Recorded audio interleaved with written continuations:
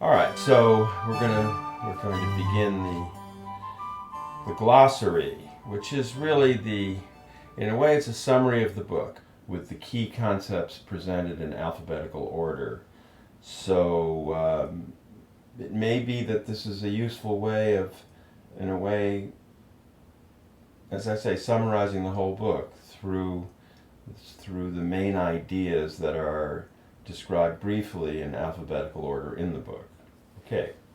So as I say, we're done with the A's, so we're moving on to the B's of essential terms. Being. The word being, as I use it most often, refers to the underlying foundation of all our experience. Being is therefore prior to thought and language, and the very ground out of which meaning is born. And our being, therefore, is what expresses itself through all our cultural manifestations. To the extent that we feel here, beneath all our feelings and thoughts and words, and to the extent that we sense that this very core of ourselves is expressing itself through our feelings and thoughts and words, that is what I mean by our being.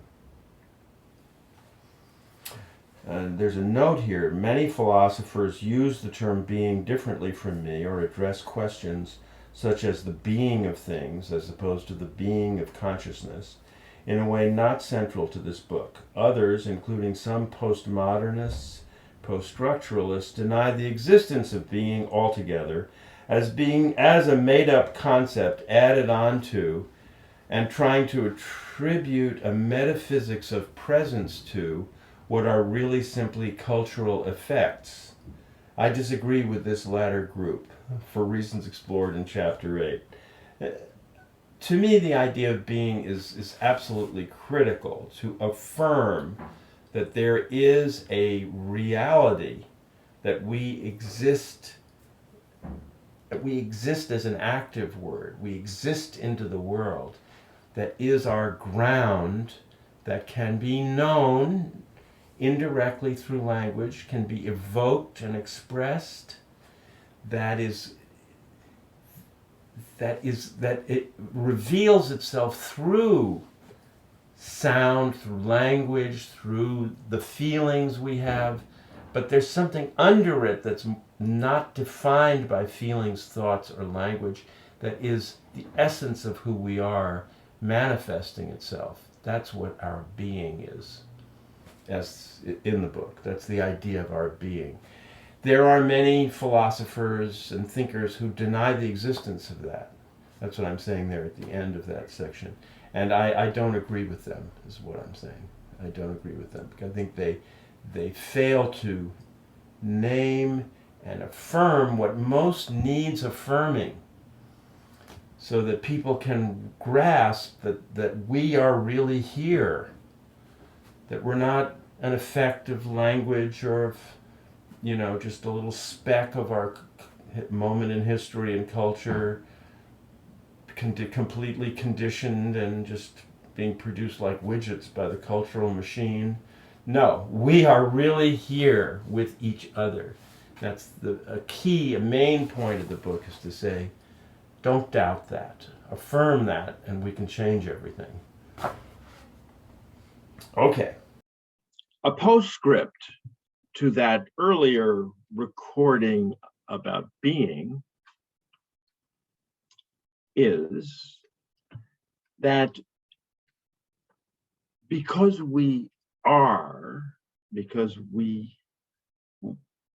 there is a ground of being underneath everything that we experience, that we feel, that we stand on at the bottom, very bottom of our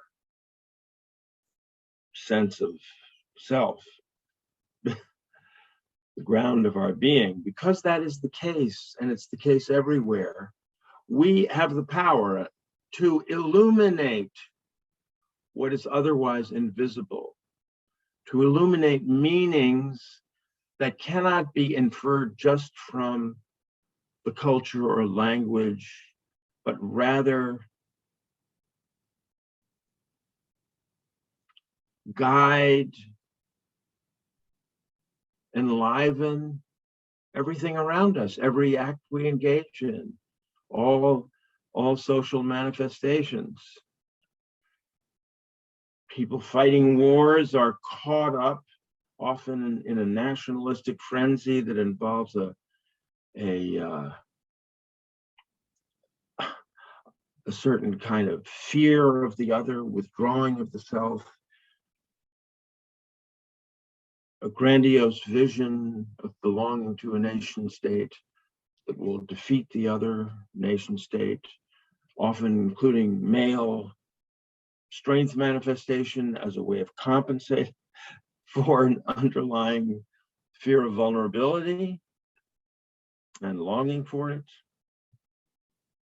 That's an illumination of the being of the war, of what's going on underneath all of the forms of the struggle. So being is very important, not only to accurately describe what our soulful life is moment to moment, but also to guide our way of understanding things as an illumination of that underlying soulful reality.